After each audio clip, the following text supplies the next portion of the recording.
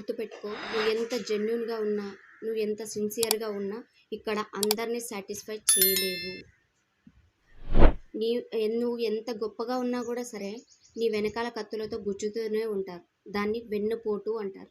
వాళ్ళు లేనప్పుడు ఎంత మంచిగా అయినా చెప్పు, వాళ్ళ గురించి చాలా మంచిగా చెప్పు, చాలా గొప్పగా చెప్పు. వాళ్ళు లేనప్పుడు కూడా వాళ్ళకి సపోర్ట్గా మాట్లాడు. అయినా సరే వాడు నీ గురించి అలా చెప్పడు.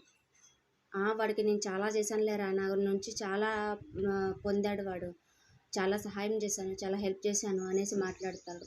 అంతే తప్ప నీ గురించి అయితే ఒక్క మాట కూడా గొప్పగా అయితే చెప్పడు. ఇది నిజం. ఎంతోమంది ఇలానే ఉంటారనమాట. సో వాళ్ళందరూ కూడా మన గురించి మన ముందు ఒకలా మాట్లాడతారు, పక్కన వాళ్ళ దగ్గర ఇంకొకలా మాట్లాడతారు కదా. అయినా ఒక మతానికి చెందిన దేవుడే అందరికీ నచ్చాలని రూల్ లేదు, కానీ అందరికీ నచ్చడు కూడా కదా.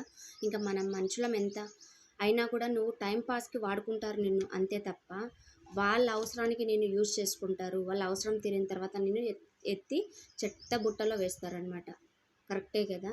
ఇవన్నీ పట్టించుకొని ఈ రొచ్చులో దిగి బాధపడుతూ డిప్రెషన్కి లోన్ అయ్యి ఆలోచించుకుంటూ ఉంటే అట్లా ఆలోచించుకుంటూ గడుచుకుంటూ 40-45 ఇయర్స్ దాకా 50 ఇయర్స్ దాకా వెళ్ళిపోతే ఆ తర్వాత నువ్వు లైఫ్లో నీ వెనక్కి తిరిగి చూసుకుంటే నేను ఏం చేశాను నా లైఫ్లో అంటే ఏమీ చేయలేదు, నువ్వేం పీకలేక ఏమీ చేయలేక బాధపడుతూ ఉంటే ఎలా ఉంటుందో ఒకసారి ఆలోచించు. ఇలా బాధపడిన వాళ్ళు చాలామంది ఉన్నారు.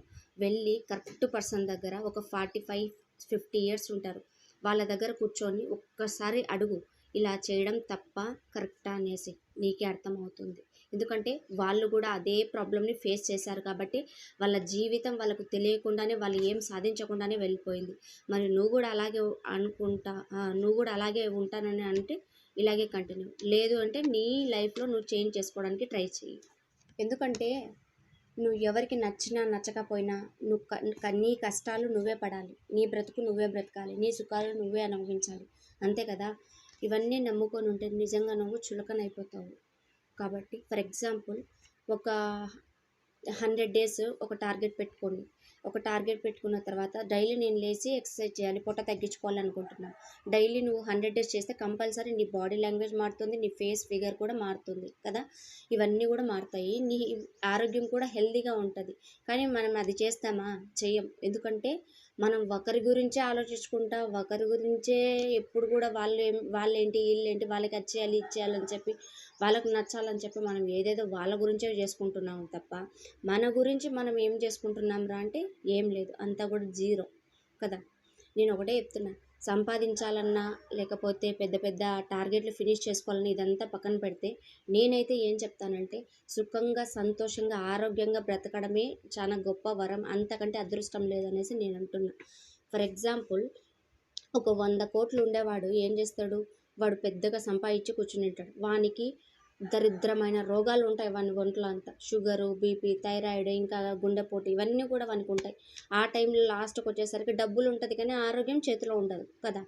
అదే అలా కాకుండా మనం ఏంటి, ఉండడానికి ఒక చిన్న సొంత ఇల్లు, తినడానికి సరిపడా తిండి, ఫ్యామిలీతో హ్యాపీగా స్పెండ్ చేసుకుంటూ మన కష్టం మనం చేసుకుంటూ ఉన్న దాంట్లో సర్దుకొని పోతే ఆ జీవితం ఎంత హ్యాపీగా ఉంటుంది, నీ ఆరోగ్యం ఎంత ఆనందంగా ఆరోగ్యంగా ఉంటుంది. ఒక్కసారి ఆలోచించు. సుఖం అంటే అక్కడే ఉంటుంది. పెద్ద పెద్ద కోట్లో లేకపోతే ఇంకోటి వల్ల ఆరోగ్యం అయితే రాదు, ఆనందం అంతకంటే రాదు కదా. లాస్ట్ ఫైనల్గా ఒక్క మాట, ఎప్పుడైతే నువ్వు అందరికీ నచ్చాలి అనేసి ఎప్పుడైతే అనుకుంటావో నీ లైఫ్ నీకు తెలియకుండానే అయిపోతుందన్నమాట. ఇదైతే వాస్తవం. అలా కాకుండా పెన్షన్ టైం వచ్చేసరికి నువ్వు బాధపడుతూ కూర్చోవడం తప్ప వేరే ఏం చేయలేవు. ఏంద్రా నా లైఫ్ ఇట్లా అయిపోయింది అని చెప్పి. కాబట్టి ఇంకోటి ఏంటంటే నేను చెప్పే విషయం ఏంటంటే నువ్వు అందరికీ నచ్చడానికి ప్రయత్నించకు.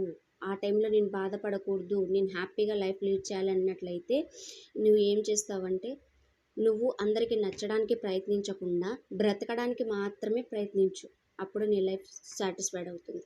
ఓకే, మీకు ఈ వీడియో నచ్చింది అనుకుంటున్నా. Like, share, subscribe.